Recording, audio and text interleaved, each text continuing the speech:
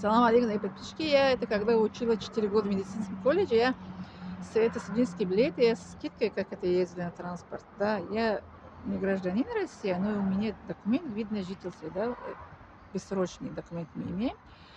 А у меня студенческий билет, это показываю, они билет мне дают со скидкой на автобусе, что это езжу, это далеко тоже скидкой 30%. Да, у меня такой шанс это был. Это с 2021 год по 2025 год. 4 года я учила, и ну, со скидкой я ездила на транспорт. Это, ну, куда я ездила.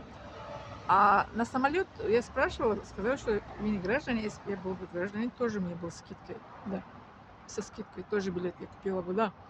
Потому что это для очников, которые очень они учат, у них есть скидка на это автобусы, некоторые это, вот на электричка тоже у нас это мы ездили, когда тоже это была эта скидка, да, со скидкой тоже купили билеты, со студенческие билеты.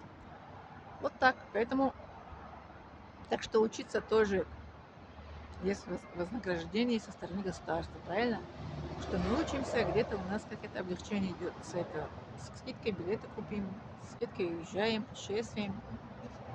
Вот так, так что поступайте и учитесь, учиться никогда не поздно. Вот так. Так что вот так хотела рассказать по поводу этого.